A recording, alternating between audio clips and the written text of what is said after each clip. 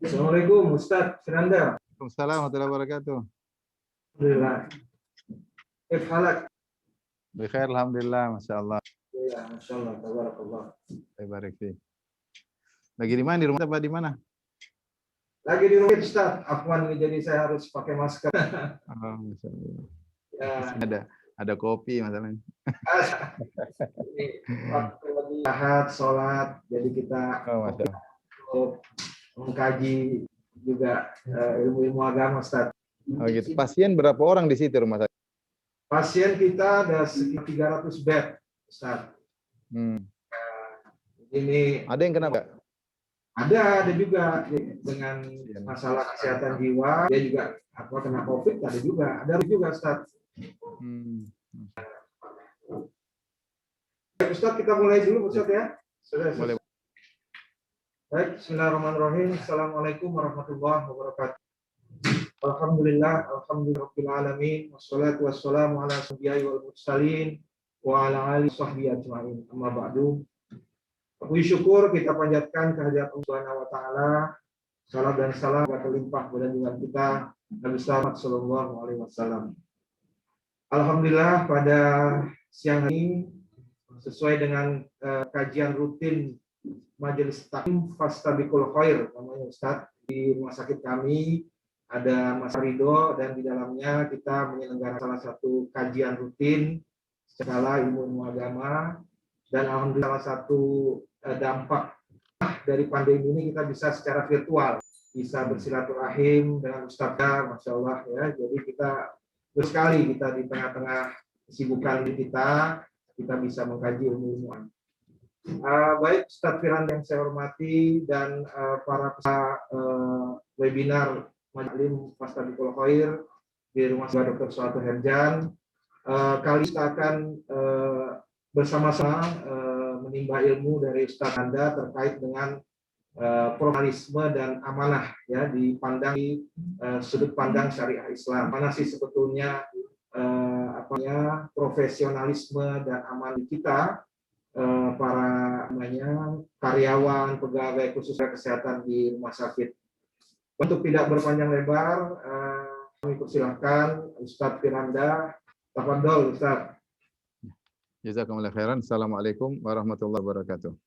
Waalaikumsalam warahmatullahi wabarakatuh. Alhamdulillahi wa syukru lahu ala taufiqihi wa amtinani la ilaha illallah wahdahu la syarika lahu ta'ala sya'ni wa asyhadu anna Muhammadan abduhu wa rasuluhu da'ila ridwani wa salli alaihi wa ala alihi wa ashabihi wa ikhwani. Ikhwan dan bapak-bapak dan ibu-ibu yang dirahmati Subhanahu wa taala. Alhamdulillah pada kesempatan siang hari ini Allah Subhanahu wa taala berikan kita kesempatan untuk bisa bertemu dalam rangka saling menasihati ya. Dan ini hal yang berbeda dari biasanya ya. Biasanya di rumah sakit saya rumah sakit orang gila ya atau gangguan jiwa ya. Biasanya rumah sakit orang waras ya. Nah ini luar biasa, saya nggak bisa bayangkan gimana menghadapi mereka, tapi insya Allah Allah berikan kekuatan kepada kawan-kawan untuk bisa Amin, amin, amin. ya bang mengurusi orang-orang tersebut. Yang akan kita bahas pada kesempatan kali ini adalah tentang profesionalisme dan amanah dalam bekerja. Mau tidak mau kita harus menjelaskan bahwa sebenarnya bekerja itu adalah ibadah kepada Allah Subhanahu wa taala. Terutama kan yang sehari-harinya ya beranggi kemudian terkadang pulang sore atau malam mengerjakan tugas ya. Waktu banyak dikeluarkan ya untuk melakukan aktivitas tersebut. Kita ingin waktu tersebut bernilai pahala di sisi Allah SWT. Ini karena kegiatan harian ya. Kegiatan harian. Kalau ternyata waktu tersebut hanya murni dunia, ini perkara yang tentu kurang baik. Tapi kalau waktu yang kita tiap hari, ya, bisa jadi satu hari 8 jam, bayangkan kita bekerja bertahun-tahun, ternyata bernilai pahala, maka itu adalah yang sangat kita harap. Karena kalau kita katakan bernilai pahala, ada ganjarannya di akhirat. Ya.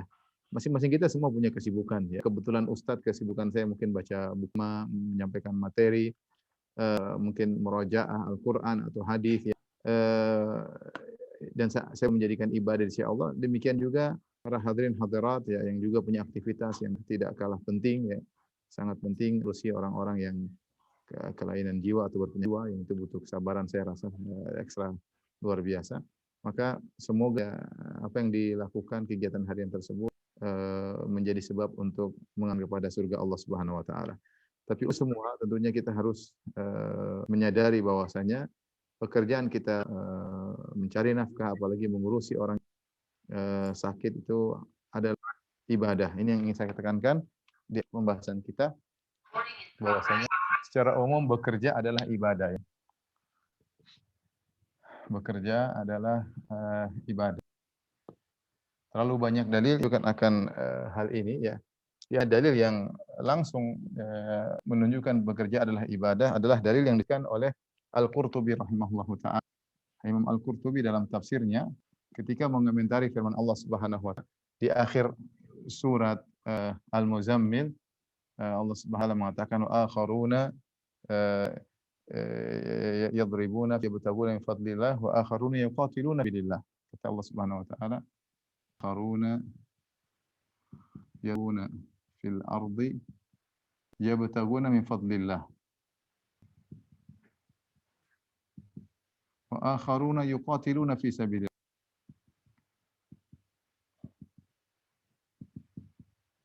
Allah Subhanahu wa taala berfirman di akhir surat Al-Muzammil, kalau tidak salah surat Al-Muzammil ayat 20, sebagian orang yadribuna fil ardi, berjalan di atas muka bumi, yabtaguna min fadlillah, mencari karunia Allah, itu bekerja ya, mencari Allah.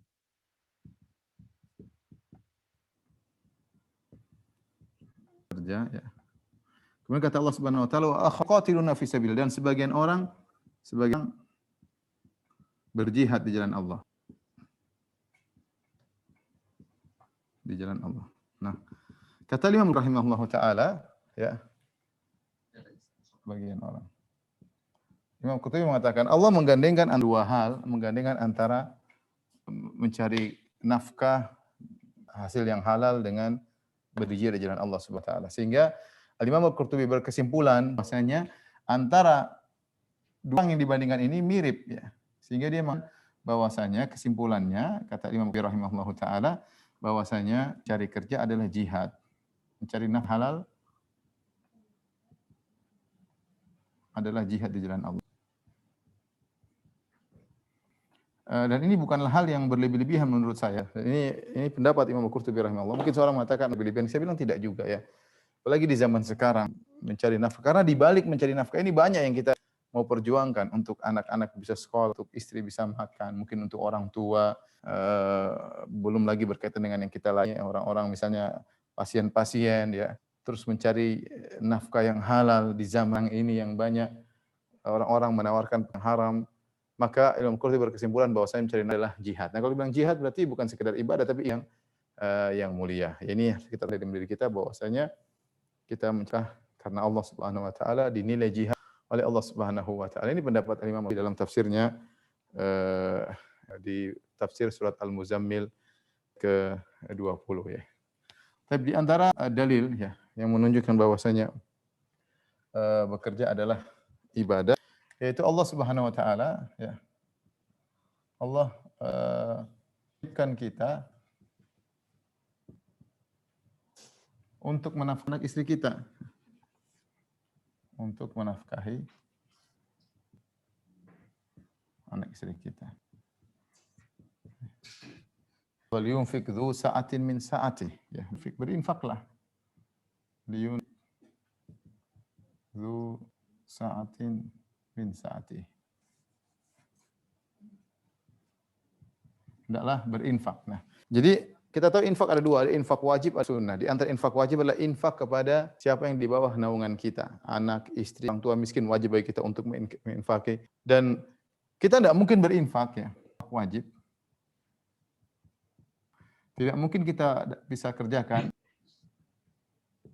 Kita kerja dengan bekerja. Dengan bekerja. Maka sering kita dengar orang mengatakan lagi cari nafkah, ya. Lagi cari nafkah. Benar. Cari nafkah wajib. Dan kaidah menyatakan sebagai ma'ruf, ya, kaidah, ya, mala yatimu al-wajibu bihi fahuwa wajib. Yaitu sesuatu kewajiban, artinya sesuatu kewajiban tidak bisa dikerjakan kecuali dengan yang lain, kecuali dengan sesuatu lain, maka sesuatu tersebut wajib. Juga ini kaidah yang sangat simpel dan sederhana. Saya contohkan sederhananya, misalnya kita sholat Jumat wajib. Nah, saya enggak, dan kewajiban sholat Jumat adalah di masjid. Kita harus ke masjid. Dan saya enggak mungkin ke masjid, saya berjalan melangkahkan kaki menuju, berarti langkah kaki saya ke masjid hukumnya wajib. Karena saya enggak bisa sholat Jumat kecuali saya pergi ke masjid. Entah saya jalan kaki, entah saya naik kendaraan, entah saya naik motor. Jadi saya menuju hukumnya wajib. Berdasarkan kaidah ini. Nah, bagaimana kita bisa menafkahi anak istri kita? Menafkahi orang tua kita mungkin. Ya. Dan itu infak wajib, bukan infak sunnah. Kalau kita bekerja, lain halnya kalau kita dapat warisan, ya, kita anak sultan, ya, Sultan Jakarta Timur atau Sultan mana, Sultan Jakarta, punya harta banyak, ya sudah nggak usah kerja, nggak ada masalah. Tapi kan kebanyakan kita bukan anak sultan, bukan longan, ya, kita anaknya harus bekerja, ya, sehingga kita menafkahi anak istri kita harus bekerja. Nah, sebagaimana menafkahi anak istri hukumnya wajib, maka jalan menuju hal tersebut juga hukumnya wajib. Maka ini harus kita tahu bahwasanya dari kerja mencari nafkah hukumnya wajib. Karena enggak mungkin nafkahi anak istri kecuali dengan maka bekerja hukumnya wajib. Dan kita tahu suatu wajib lebih dicintai oleh Allah daripada suatu yang kata Allah dalam hadis qudsi, taqarraba ilayya abdu wa taqarraba ilayya bi syai'in ahabbu ilayya min ratuhu alayya. Ratuhu alaihi, kata Allah Subhanahu wa taala, suatu hamba mendirinya kepadaku dengan suatu perkara yang aku cintai daripada yang aku wajibkan. Dan infak yang wajib lebih besar pahalanya daripada yang sunnah, dari infak yang sunnah. Makanya mengatakan dinarun anfaqu fi raqabah wa dinar anfaqtahu fi sabilillah anfaqtahu tabi alam miskin dunia keping dinar 4/4 gram emas yang kau akan emas keping dinar yang kau infakkan untuk orang miskin. Sekeping dinar yang kau infakkan untuk budak. Sekeping dinar yang kau infakkan untuk dirimu, untuk keluargamu, yang paling pahalanya adalah untuk anak dan istri. Kenapa? Karena itu infak, yang lain hukumnya sunnah dan wajib lebih dicintai. Oleh karenanya kita tahu bahwasanya bekerja hukumnya wajib, menafkahi anak istri hukum wajib. Kemudian juga di antara dalil bekerja adalah ibadah. Semakin tidak bergantung kepada orang lain,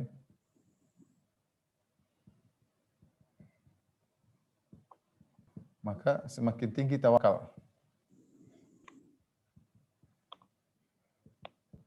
Tawakal kepada ini orang yang ingin tawakal jadi dia berusaha tidak bergantung kepada orang sebisa mungkin, ya. Maka di antara doa Nabi sallallahu alaihi wasallam, "Aufini bihalalika an haramika, aghnini bi fadlika amman siwak." Ya Allah, wa aghnini bi fadlika amman siwak. Ya Allah, cukupkanlah aku dengan karunia-Mu dari selain Engkau. Seorang berusaha untuk tidak minta-minta kepada orang, tidak bergantung kepada orang lain, ya. Caranya ya dia harus punya pekerjaan. Untuk mewujudkan hal ini, dia harus punya penghasilan. Agar bergantung kepada orang lain harus punya penghasilan.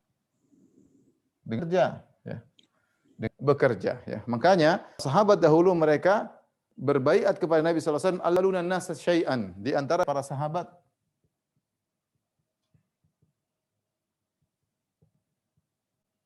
pada Nabi sallallahu alaihi wasallam, "Alla alu nasa syai'an." Tidak kepada manusia, kepada orang apapun. Ini diperoleh para sahabat. Mereka berusaha tidak minta kepada siapa, berusaha bekerja dengan sendirian. Makanya di antara makan yang paling berkah adalah makan hasil kerja sendiri ya. Inna apa namanya kita bisa yang terbaik yang kalian makan maka semua hasil kerjaan kalian adalah min amali yadi. Karena Daud ya'kulu min amali. Kata Nabi sallallahu alaihi wasallam dalam bersabda kana Nabiullah Daud ya'kulu min amali yadihi. Daud alaihissalam makan dari hasil kerjanya sendiri. Nabi Daud kata Nabi sallallahu alaihi wasallam makan dari hasil kerjanya sendiri.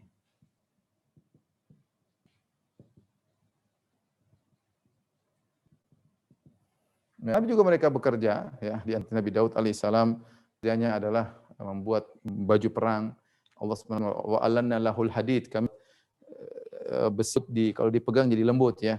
Wa 'allamnahu san'abusil lakum lituhsina ba'sikum fahal antum syurun. Kata Allah, kami ajarkan kepada Daud bagaimana cara membuat baju agar untuk membentengi kalian. Jadi Nabi Daud bekerja ya haddad, tukang besi. Ya, dia bekerja dan dia makan dari hasil pekerjaannya. Demikian juga disebut Nabi Zakaria jar. Nabi Zakaria adalah tukang kayu, bekerja juga dengan hasil kerjaannya. Nabi Nuh alaihissalam juga jadi mereka bekerja. Lihat mana di sana Umar bin Khattab radhiyallahu anhu ya. Umar Khattab radhiyallahu taala anhu kerja karena ketika sedang menuntut ilmu karena waktunya tidak cukup dia pun bergantian sama temannya. Bab Abu fil ilm. Buat judul bab tentang bergantian menuntut ilmu. Hari ini Umar temannya yang menuntut ilmu. Nanti ketemu malam hari temannya cerita saya dapat hadis dari Nabi begini-begini. Besok gantian Umar menuntut ilmu temannya yang kerja. Jadi mereka ya perhatian untuk bekerja karena ingin tidak bergantung kepada orang lain ya. Adalah ibadah. Orang semakin punya sendiri dia semakin tawakal kepada Allah. Bukan kita punya penghasilan sendiri buat sombong, enggak, tapi kita punya izzatun nafs tidak minta-minta orang. Bagaimana caranya? Harus bekerja. Dia bekerja ibadah. Kemudian juga di antara hal yang bekerja adalah ibadah ya. Banyak sekali saya kasih contoh-contoh gambaran agar kita kalau kerja benar-benar kita hayati bahwasanya kita sedang beribadah kepada Allah Subhanahu wa taala. Di antaranya Allah memerintahkan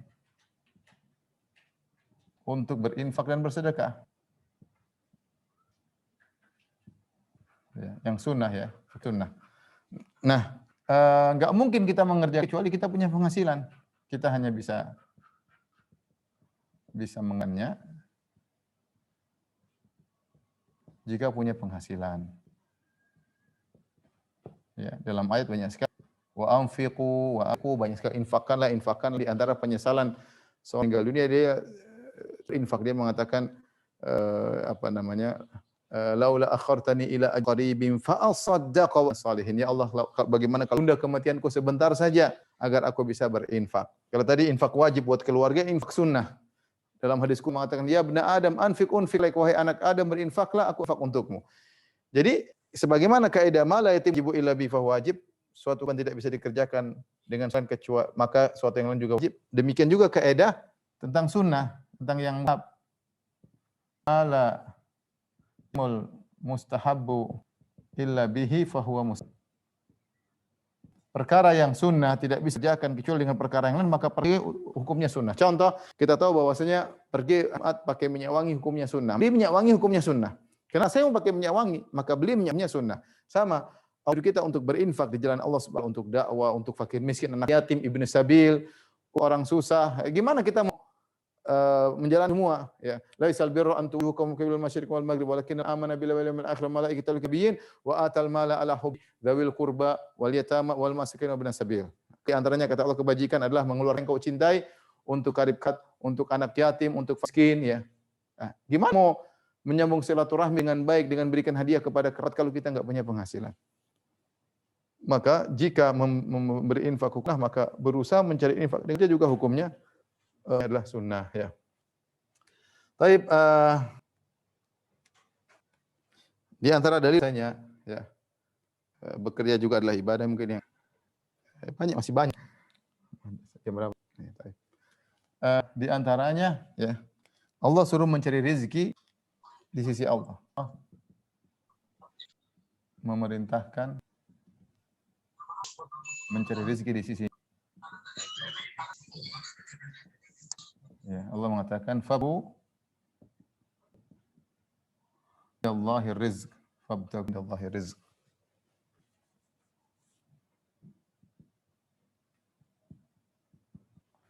Carilah rezeki di Allah. Kata Allah, carilah rezeki di sisi Allah rezeki.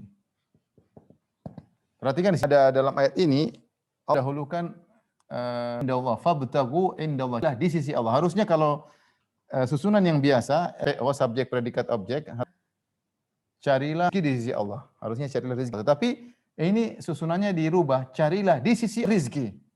Ya, cari Allah rezeki sehingga di sisi Allah dimakan. Ini memberi faedah yaitu hanya carilah rezeki hanya di sisi Allah Subhanahu wa taala. Sama seperti kita iyyaka na'bud, hanya kepada Engkaulah kami beribadah. Harusnya buduka kami beribadah kepada Engkau ya Allah. Ketika dimajukan Allahnya dimajukan hanya kepada Engkau kadah, maka ada memberi faedah hanya. Ini faedahnya apa? Mencari rezeki ada. Ketika kita mencari rezeki, tawakal Allah Subhanahu wa taala. Mengingat kenapa banyak orang ketika mencari mereka tawakalnya kepada sebab. Sebab kita ikhtiar kita lakukan. Kita bekerja di rumah sakit, di jalan, kayak kerja di mana, jadi traktor atau jadi konsultan atau jadi apapun, jadi tenaga medis, jadi ustadz apapun. Kita melakukan sebab. Tapi kita harus yakin rezeki Allah Subhanahu wa taala. Jangan kita gantungkan hati kita kepada makan kita, kepada direktur kita, kepada enggak. Ya. Ini benar-benar kerja adalah ibadah. Banyak orang yang bekerja, mereka tidak dengan hati kepada Allah, tapi mereka menggantungkan kepada sebab seakan-akan rezekinya dari sebab tersebut. Kita bilang sebab akui itu ikhtiar. Di hatimu tinggal gantungkan kepada Allah Subhanahu wa taala. Dari sini kita tahu bahwasanya mencari ibadah. Mencari ibadah ya. Kemudian juga ya, dalil yang lain bahwasanya ibadah. Yang keenam kali ya. Allah suruh mencari rezeki dan ayat ya. Allah memerintahkan mencari rezeki.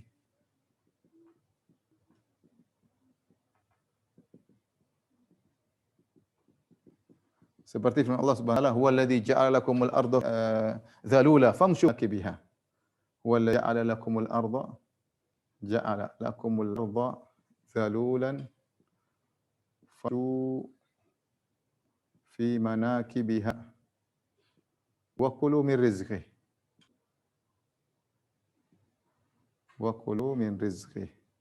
Kata Allah Subhanahu wa taala, dialah Allah yang telah menjadikan kalian bumi tunduk, dimudahkan bagi Allah untuk dipijaki, dilewati. Famshu fi manakibiha, jadi penjuru-penjuru bumi, wa kulu dan carilah rezeki dari Allah Subhanahu wa taala. Demikian juga Allah mengatakan, qudiyatis salatu, jika telah selesai salat Jumat, fantashiru fil ardh.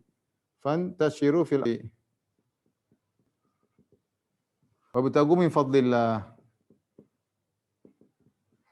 Allah suruh cari rezeki.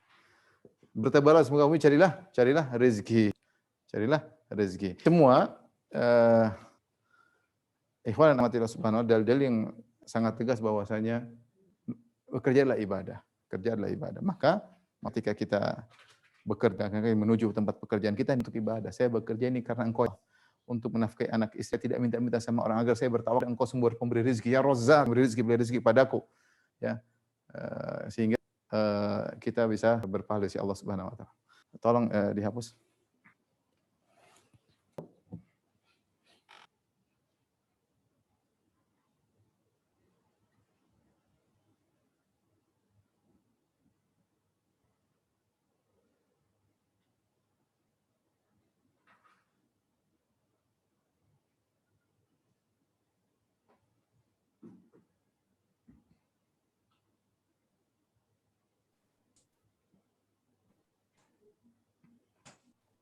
Orang usaha kan baik pakai apa membayarkan infak di situ dari kok bunyi gitu.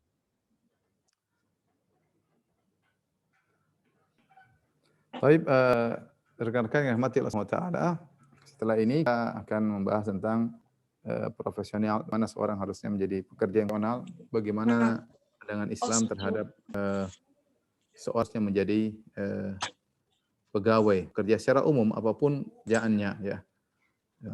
Apapun pekerjaan, tambah lagi semakin dituntut ketika dia bekerja sebagai petugas negara atau pejabat negara yang dia punya yang besar terhadap negara masyarakat ya. Tapi kita akan bahas tentang apa sih pegawai muslim seharusnya bagaimana.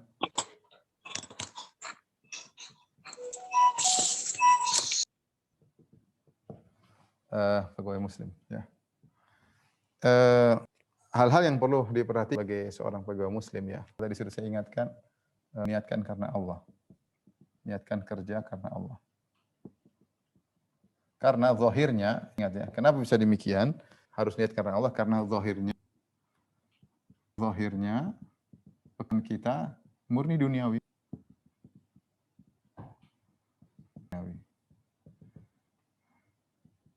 Nah, duniawi ini bisa berubah jadi duniawi, bisa bernilai pahala, bisa nilai akhirat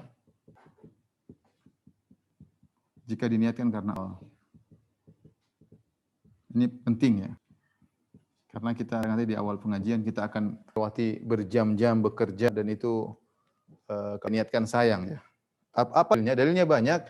Rasulullah SAW pernah bersabda, "Lasta tunfiq nafaqatan tabtaghi wajh Allah illa ujirta alaiha hatta al-luqmah taj'ala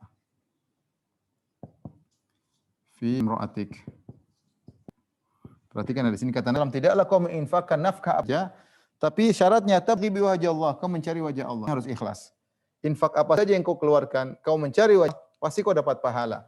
Suapan yang kau suapkan ke mulut istrimu. Yang saya sampaikan, ketika sedang menyuapkan suapan mulut istrinya, dia sedang dalam kondisi mesranya dengan istrinya ya.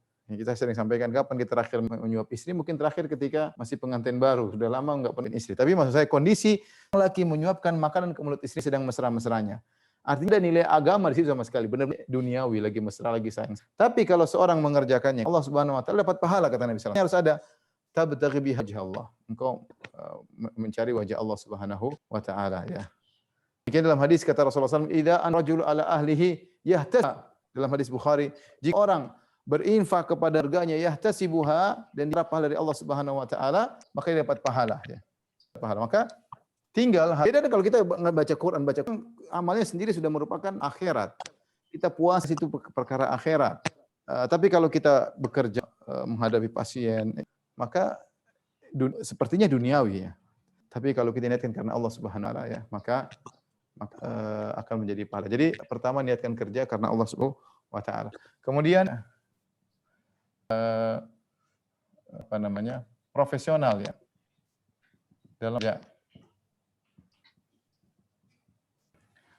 Dalam Al-Qur'an ya, Allah memuji orang yang memiliki dua ciri pegawai profesional. Itu Al-Amin, Al-Qawi, Amin. Al-Qawi maksudnya kuat, terpercaya. Ayat ketika Allah bercerita tentang kisah Nabi Musa dengan dua wanita yang akhirnya kerja di calon mertua. Qadahuma, salah satu dari dua itu berkata, "Ya abatista'jib, wahai ayahanda, pekerjakanlah si Musa. Inna khairu man istajarta al-qawiyul amin." Adalah maka dikatakan inna khair man istajarta al-qawiyul amin. Ini surat Al-Qasas. Orang yang paling terbaik pekerjakanlah yang al-qawi min, ya, yang kuat dan terpercaya. Kuat sini maksudnya profesional, dia ahli. Kuat sini adalah maknanya lah ahli dalam kerjaannya. Seperti juga perkataan Ifrit ketika Nabi Sulaiman kepada anak buahnya, ayyuhal malak, kata Nabi Sulaiman, ayyukum ya'ti bi arsyiha qabla an ya'tuni muslim. Di antara kalian wahai anak buahku yang bisa mendatangkan singgasana Ratu Balqis sebelum mereka datang diri kepadaku. Qala ifrit minal jinni ana atika bihi qabla an taquma min maqamik wa inni alaihi lawiyyun amin. Kata Ifrit, Sulaiman, datangkan singgasan Ratu Bilqis, sebelum kau berdiri di tempat duduk, inna alaihi laqawiyyun, kata Ifrit, laqawi amin.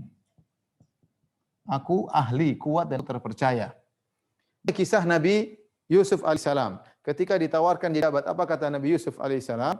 Ya, dia mengatakan, qala inni ala khazainil ardi inni hafizun alim. Nabi Yusuf alaihissalam, ij'alni ala khazainil ardi khazainil ardi hafizun alim. Hafiz maksudnya menjaga amanah. Hafiz maksudnya amanah. Alim yaitu ahli. Hanya di antara ciri-ciri tanda kiamat adalah jika pekerjaan diberikan kepada bukan ahlinya. Ya. Ila wusidal amru ila ghairi ahlihi fantadhiris sa'ah. Jika pekerjaan diberikan kepada ahlinya, tunggulah hari kiamat. Ini kalau Anda ingin menjadi pegawai profesional ini kuat dan amanah, terpercaya. Ya, kuat pada bidangnya, ya dia memang harus. Aku tidak ahli, jangan masuk di bidang tersebut. Ya, saya ahli, saya bisa. Jangan kemudian pura-pura jadi dokter, ternyata malprakteknya. Jangan pura-pura jadi pada tipu. Sudah serahkan. Kapan Anda masuk dalam suatu yang bukan ke ahlinya, maka Anda tidak kuat dan akhirnya tidak mengerjakan pekerjaan dengan. Oleh karenanya menakjubkan di antara fatwa Syekh Ibnu Taimiyah rahimahullah taala ketika ditanya tentang seorang yang dia berperang, dan dia panglima perang, tapi dia suka minum khamar ya.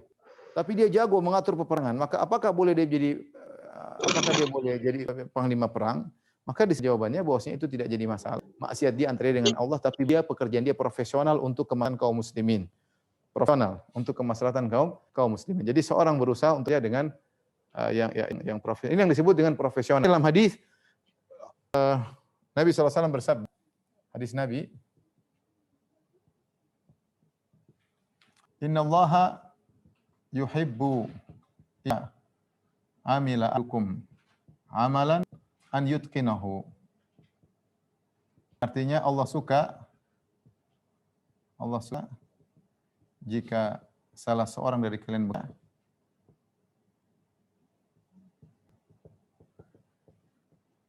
maka dia profesional. Maka itqan itu dalam bahasa Arab artinya profesional, kerjanya dengan baik, yaitu profesional. Dan ini berlaku dalam segala kegiatan. Kalau Anda jadi dai, jadi yang profesional. Anda jadi tenaga profesional. Anda jadi pejabat yang profesional. Ya, ini dituntut dalam syariat ya. Karena Allah cintai Anda bekerja dengan baik ya. Makanya saya katakan ketulusan itu penting. Terutama rekan-rekan yang di depan saya, ternyata mereka menghadapi orang-orang yang sakit jiwa. Ini butuh. Yang jiwa mana mau saya bayangkan sih petugas ngurusin orang sakit penyakit jiwa, mungkin tidak bilang terima kasih saya. Apa yang mau saya harapkan dari dirinya? Dia saja penyakit jiwa ya.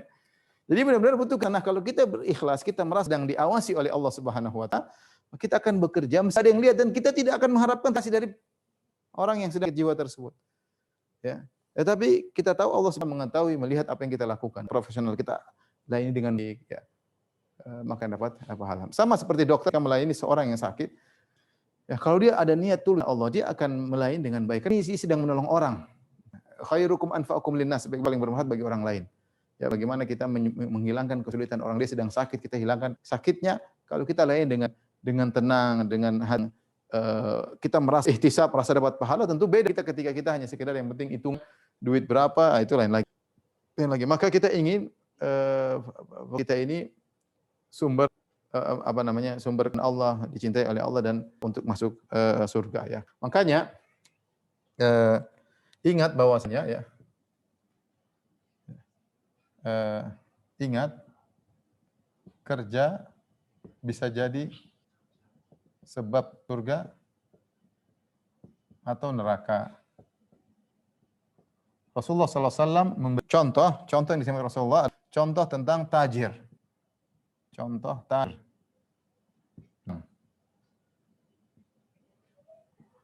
Pedagang, gara dagang masuk surga, gara-gara dagang masuk neraka.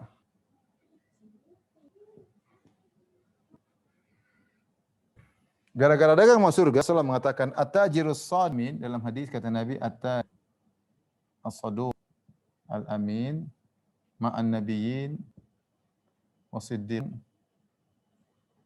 wasyuhada. Kata Nabi, seorang pedagang jujur dan amanah akan karena Allah bersama Nabi, bersama siddiqin, para syuhada. Bayangkan, dia gara-gara jujur dan amanahnya dia masuk surga. Ini sampel aja, Nabi bisa pedagang tapi dia berlaku pada pekerjaan. Ini semakin bahwasanya bekerja itu ibadah. Kalau kita dengan baik bisa sebab kita masuk surga dan dikumpulkan bahkan bersama Nabi, siddiqin, para syuhada. Sebaliknya gara-gara dagang bisa masuk, kata Nabi sallallahu alaihi wasallam, at-tujjar al-fujjar, at-tujjar fujjar. Para pedagang itu pelaku, kata Nabi, para pedagang pelaku dosa. Ya. Para sahabat bertanya, ya Rasulullah, alaisa halallahu al-bai'a, bukankah Allah telah menghalal beli? Maka Nabi jelas, iya benar, jual beli halal. Mereka para pedagang kalau ngomong dusta, wa idza halaf asam, kalau mereka sumpah mereka bohong. Sering pedagang mengatakan ini barang baru, sebenarnya cuma sekian, saya tidak ambil, cuma jual modal, saya jual rugi. Omong kosong semuanya, ini barang ternyata bohong. Ya, makanya Nabi SAW mengatakan, fa in katama wa in sadaqa wa burika fi bai'ihima. Kalau dua melaksanakan transaksi, mereka jujur dan mereka menjual aib-aib barang, maka akan diberi jual beli mereka. In kadzaba wa akan tapi kalau kedua mereka bohong dan mereka menyembunyikan, muhiqat barakatu bai'ihima, maka hapuskan keberkahan jual mereka. Jadi ini meskipun sampelnya, tapi ini berlaku pada semua pekerja. Baik misalnya pejabat atau semuanya. Bahkan ustaz, ada dai, kata Nabi, du'at ila abwabi jahannam. Dai-dai yang menyuruh kepada surga, ada du'at ila abwabi jahannam, ada dai neraka jahanam, ada. Qadhi, hakim, yani finnar wa qadhin fi jannah. Satu hakim di surga, dua hakim di neraka. Jelas. Pekerjaan berpengaruh. Ada hakim di surga, hakim di neraka, yang di surga ada pedang neraka, ada usra dosa di neraka. Pejabat demikian. Ada pejabat di surga seperti kata Nabi tentang 7 golongan yang Allah naungi pada kiamat kelak. Kata Nabi SAW yang pertama, imamun adil, imam yang adil, yang dia berhukum dengan yang adil, memberi kemaslahatan kepada masyarakat. Dia orang paling top herat di antaranya, yang dia imam yang adil. Tapi tidak pejabat yang korupsi, yang makan uang rakyat misalnya, apa di neraka. Kata Nabi SAW, inna rijala waduna fi malillah bil haq fannaru falahumun nar yaumal qiyamah. Orang yang mengolah harta negara tanpa hak, ya tidak sesuai dengan prosedur, tidak prosedural, maka bagi mereka neraka jahanam. Jadi ini pekerjaannya sama. Ada surga dan neraka. Dokter juga demikian, surga dokter neraka ada. Perawat neraka semuanya seperti itu pembagiannya. Karena memang pekerjaan itu adalah kalau tidak dikerjakan dengan baik, tidak aman, maka bisa menjerumuskan orang dalam neraka jahanam. Saya masih ketika saya di Madinah sering dengar ceramah, ya sebagian ceramah mereka mengatakan hati-hati kalian yang kita, karena saya waktu di Madinah kan dapat apa namanya, dapat beasiswa dan dapat living cost lah gampangannya, sebulan 900 yang lebih, ya. Nah kadang sebagian orang bolos, terlambat, padahal universitas gaji agar mereka belajar dengan baik. Jangan sampai seorang masuk, saya dinasihati para dosen ketika itu, jangan sampai kalian gaji ternyata kalian sering bolos, full, ternyata malas amanah, ya tidak berkah namanya kalau begitu caranya. Orang bekerja, harusnya bekerja adalah ternyata dia bekerjanya terlambat jam atau masuk terlambat 1 jam, pulang 1 jam, sehingga setiap hari 2 jam dia tidak kerja, sehingga setiap hari 25% ya yang tidak dia kerja. Maka seharusnya seperti ini, ketika di bulan dia potong gaji 20% kembalikan negara, harusnya demikian kalau dia pegawai negeri. Ya. Jadi seorang berusaha untuk aman. Juga kepada misalnya, mohon maaf, kepada dokter terkadang bekerja sama sebagian penjual obat. Dia harusnya tugas dia amanah. Di antara amanah beri resep obat yang benar-benar pada sang pasien. Karena ketika dia bekerja sama dengan obat, kemudian dia kasih selalu obat tersebut, obat lebih mahal dan kurang pas dengan, tidak amanah, dia makan uang haram cara itu. Tidak boleh. Kecuali memang obatnya pas, tidak apa-apa. Obatnya pas, harganya bersaing, oke, masalah. Tapi kalau dia tahu ini obat yang bagus, sebenarnya begini, dia jual uang mahal untuk merepotkan pasien agar dia dapat masukan, haram hukumnya seperti itu. Ini contoh bahwa seorang harus berusaha aman dalam pekerjaan. Intinya, ikhwan dan akhwat yang rahmatillah subhanahu wa ta'ala, semoga rekan-rekan sekalian bisa kerja dengan baik, bisa menjalankan aman pekerjaan yang berat, orang-orang yang dalam kutip tidak kurang normal atau abnormal, punya penyakit jiwa, dan ini saya rasa butuh keseriusan, butuh pengorbanan. Semoga itu bisa menjadi pemberat amal kebajikan akhirat kelak. Demikian, wallahu ta'ala. Kalau ada yang bertanya, saya Ya Rabbal Alamin. Masya Allah, tabarakallah. Ustaz Firanda, luar biasa sannya ya. Semoga ini pencerahan buat kalian semua, khususnya tenaga kesehatan di rumah sakit. Baik, Ustaz, kita masih ada beberapa pertanyaan. Saya akan bacakan di chat ini ya. Jadi, bagaimana Ustaz jika kita para atasan dengan yang seharusnya secara profesional dilakukan untuk kebaikan pasien itu berbeda, ya? Apakah yang harus kami dilakukan? Apakah kita mengkan atau bagaimana Ustaz? Apakah kita Ini apa yang berbeda? Kebijakan berbeda atau atasan melakukan kebijakan yang keliru? Ya, jadi terkait dengan perkembangan pasien misalkan, kita kan punya standar profesional, harusnya di obat tertentu, tapi yang lain oleh atasan di mana untuk menguros misalkan. Gimana, Ustaz? Tugas kita hanya bisa menyampaikan, menasihati, tapi jangan kita diam, kita kasih masukan, ini begini, begini. Kalau dia tidak mau buat, ya sudah, mau diapain, itu bukan otoritas kita ya. Maksud saya, masukan tuh perlu. Kadang ya atasan mungkin perlu ditegur dengan cara yang baik, bukan teguran yang memalukan, tidak empat mata kayak atau bagaimana kayak sudah sampai ke baik ini begini.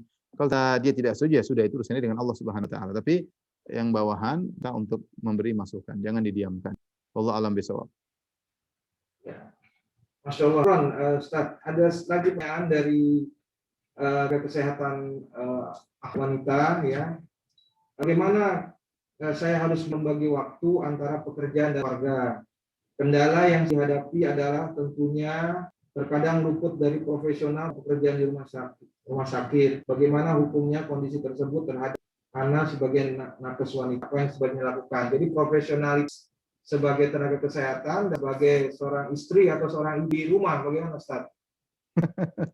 Ini kondisi yang memang kita kan idealnya memang kerja laki-laki aja, ya demikian.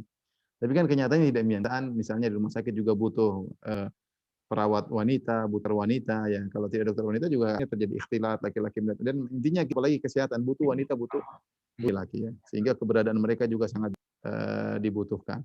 Tentunya ibu rumah tangga tidak bekerja, idealnya ibu tangga di rumah itu yang terbaik, sehingga jadi ibu rumah tangga profesional menyenangkan suami. Itu adalah bagaimana suami kalau lihat tersenyum, itu tugasnya bagaimana caranya, bukan kalau lihat dia kemudian matanya jadi sumpek ya.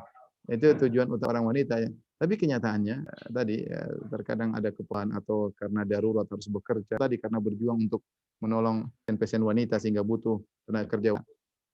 Yang saya cuma bilang, fattaqullaha mastata'tum, bertakwa semampu ya. Ketika kerja ya, berusaha semungkin ya. Adapun kalau uzur yang luar kemampuan kita ya mudah-mudahan Allah maafkan, dan semua atasan bisa memahami namanya wanita seperti laki-laki. Demikian juga kita minta suami kita, mohon maaf, pulang sekali-sekali, mohon maaf sayang saya tidak bisa melayani. Jangan bilang, kamu nih saya sudah kerja capek-capek, maksudnya sampai baik-baik aja, maaf sayang saya tidak bisa melayani dengan seharusnya, saya letih dan yang lainnya, mohon kamu ya. Intinya dengan sebaik mungkin. Hanya itu yang bisa saya katakan, fattaqullaha mastata'tum. Semampunya Allah Maha uzur ya, Allah Maha memberi uzur. Tidak ada yang mencintai uzur seperti Allah Subhanahu.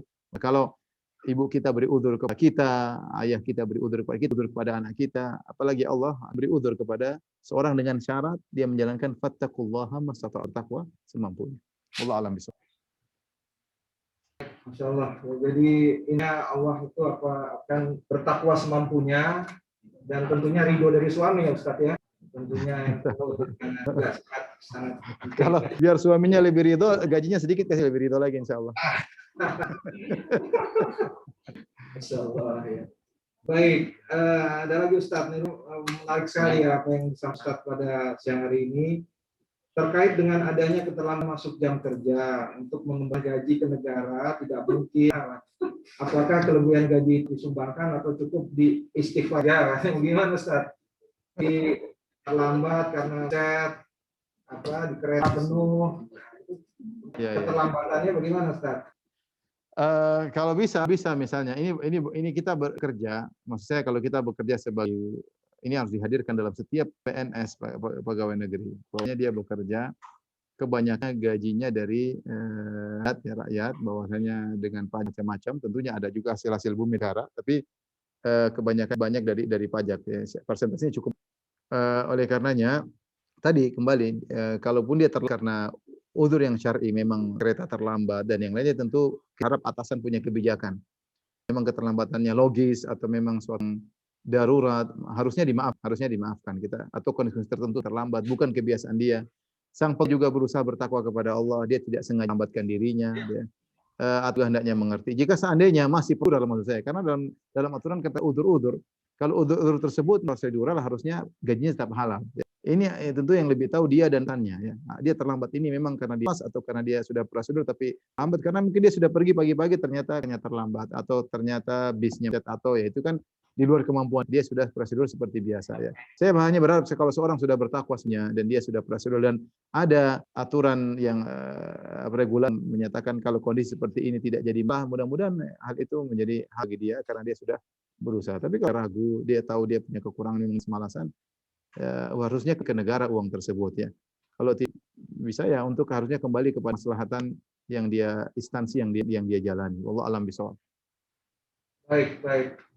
Kalau tadi dari bawahan Ustaz yang tanya, ini ada atasan Ustaz.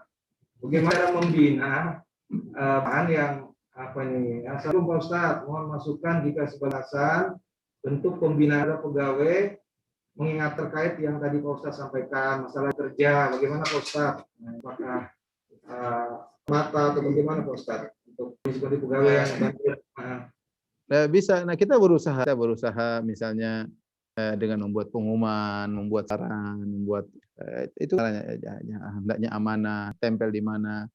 Jangan lupa kalau frontal sih jangan makan tapi mungkin menyinggung oleh. Tapi ya gimana caranya lah? Bisa buat stiker atau apa atau pengumuman diingatkan setiap Jumat setiap Minggu bukan juga tiap hari kita tidak namanya orang kan kita harus ambil hatinya. Kalau dia karena keserahan sendiri itu lebih baik. Saya rasa atasan tidak. Tapi harus ada teguran. Karena kalau tahu dia ditegur, dia merasa diawasi. Tentu yang kalau terbaik dia merasa diawasi Allah, tapi tidak semua orang bisa seperti itu. Yang dia tidak merasa diawasi oleh Allah, maka merasa kita mengawasinya. Ya. Kita juga tidak membuka celah untuk. Jadi begini, maksud saya terkadang seorang melakukan kemungkaran karena kita yang membuka. Contohnya kita biarin aja. Kita berharap dia bertakwa kepada Allah, tapi enggak ya ini akhirnya kita sebaiknya kita biar aja dia dengan Tuhan. Enggak, namanya kita buka celah.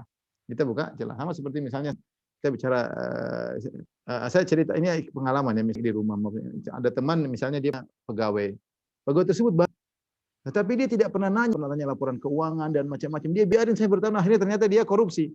Yang salah siapa? Sebenarnya itu mungkin baik sebenarnya, tapi lama-lama ketika dia lihat celah-celah terbuka akhirnya dia melakukan. Syaitan kita biarkan dia digoda, dan harusnya kita sebagai atau kita tegur, jangan kita sekali-sekali nanya gimana laporannya sehingga dia diawasi oleh Allah dan juga dia tahu dia punya pertobatan.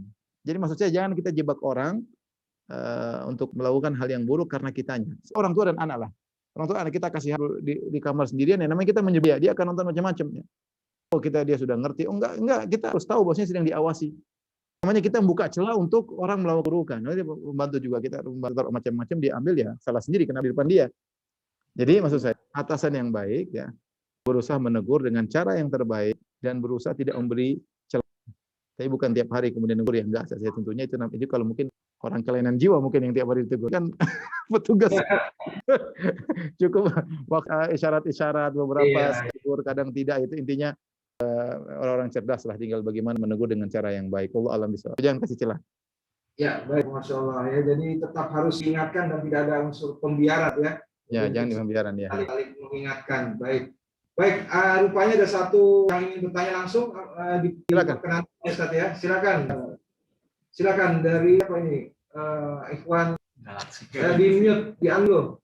Oke. Erik ya? Satu pengurus majelis taklim. Silakan Erik. Oh masih di mute.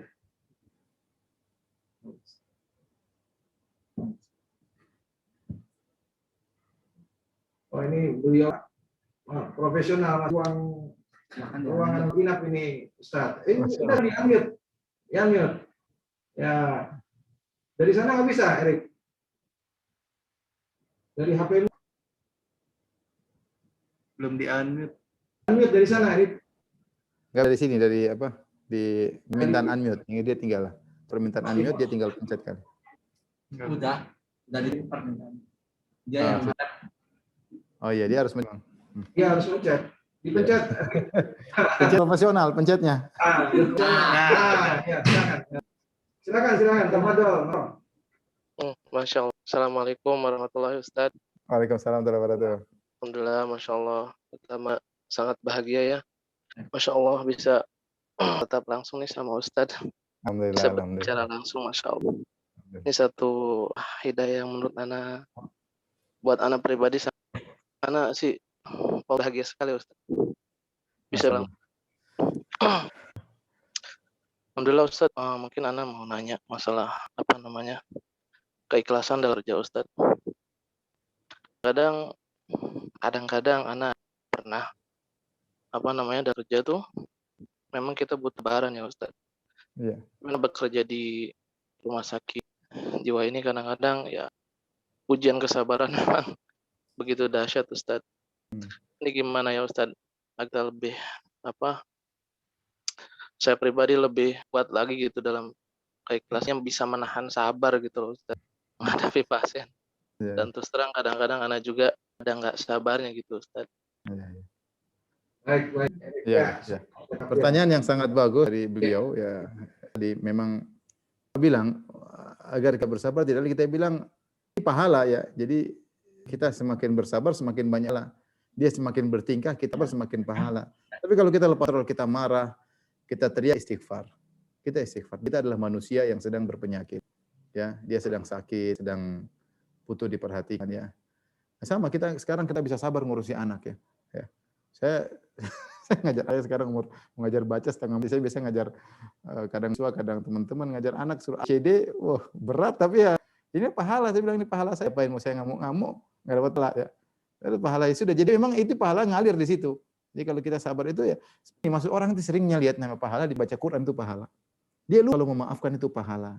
Lupa kalau bersabar itu pahala. Bahkan istighfar. Karena bayangan orang itu nama pahala itu baca Quran, sholat malam, sholat. Dia lupa bahwasanya akhlak itu diantaranya pahala yang besar. Sabar, kita sabar sama pasien. Dia nggak mau kita sabar, pahalanya besar. Kok pahala jalan terus. Makanya Allah mengatakan inna fasabirun ajrun bighairi hisab. Sesungguhnya orang-orang sabar itu pahalanya tanpa batas. Maka anggap saja Allah menjadikan saya kerja di rumah sakit sebagai ladang pahala bagi saya. Gitu aja dia enjoykan gitu dan itu pahala bukan main-main. Itu pahala. Ya. Saya tidak pernah menghadapi orang gila, tapi tadi di awal pengajian saya sudah nggak bisa bayangkan. Saya ngadap misalnya anak nakal aja setengah mati, saya sabaran luar biasa. Waktu saya suruh direpotkan sama anak nakal, apalagi mendengar orang gila yang disampaikan paham-paham. Jadi dinikmati, ya semoga itu yang pahala, tapi tadi niatnya karena Allah. Itu aja poinnya. Niatnya karena Allah. Jadi kita mungkin diteriak-teriak orang gila, banting sana banting sini. Dan ini pahala argo saya jalan terus. Mungkin bukakan saya pintu surga dari lewat. Allah alam bisawab. Kalau kalian emosi, istighfar. Astagfirullah. Gitu aja. Ya. Baik, Masya Allah. Assalamualaikum. Pertanyaan Leban yang mudah-mudahan bisa membuat Ahli Erik untuk lebih bisa bersabar kelas dan mendapatkan pahala sesuai dengan apa yang bukan selama bekerja. Baik, ini satu lagi, apakah KSP di topik tersendiri, bagaimana hukum menerima uang jasa pelayanan dari pengelola asuransi milik pemerintah garis BPJS atas dasar pelayanan kesehatan di pas kesehatan. Bagaimana? Itu regulasinya, ada regulasinya Pak? Kalau itu ada regulasinya apa? Kalau ada regulasinya nggak ada masalah. Ada regulasinya. Nggak apa-apa. Nggak apa-apa. Baik Ustadz, sudah semua saya kira yang dijawab pertanyaan. Waktu juga pas, alhamdulillah 1:30. Kami akan sebagian besar kembali ke kerja masing-masing kembali. Jadi apa yang bisa kami simpulkan bahwa sudah jelas sampaikan oleh Ustadz bahwa kerja itu adalah ibadah, ya diniatkan karena Allah, dan bahkan dari Imam Bukhari menyatakan bahwa jihad, kerja adalah jihad. Jadi mudah-mudahan dengan apa yang disampaikan oleh Ustadz Firanda semakin memicu kami, khususnya para Rumah Sakit Jiwa Soeharto Herjan, Majelis Taklim Fathul Khair ini untuk dapat bekerja secara amanah dan profesional. Sekali lagi, jazakumullah khairan katsiran atas ilmu yang diberikan. Satu lagi pesan Ustaz, berkenan ada dari sejawat kami, Dr. Susi yang ibundanya akan dioperasi beberapa hari ke depan. Mohon doa dari kita semua, Ustaz. Insyaallah. Ya. Allah kita doakan ya. Kita minta kepada Allah Subhanahu wa taala Asyil Azim, Asy-Syafi yang bisa menyembuhkan kecuali hanya Allah Subhanahu wa taala. Semoga Allah Subhanahu wa taala dan karunia dan rahmatnya menyembuhkan ibunda dari Dr. Susi dengan kesembuhan yang disegerakan dan yang Dr. Susi beri kesabaran oleh Allah Subhanahu wa taala. Jangan deh kayak gitulah. Demikian saja yang saya sampaikan ya, semoga bermanfaat. Wabillahi taufiq wal hidayah. Assalamualaikum warahmatullahi wabarakatuh. Waalaikumsalam warahmatullahi wabarakatuh. Mari kita bersama-sama untuk dengan baca kafaratul majelis. Subhanallahumma wa bihamdik asyhadu an la ilaha illa anta astaghfiruka wa atubu ilaik. Jazakumullah khairan katsiran Ustaz. Terima kasih. Assalamualaikum warahmatullahi wabarakatuh. Waalaikumsalam. Waalaikumsalam warahmatullahi wabarakatuh.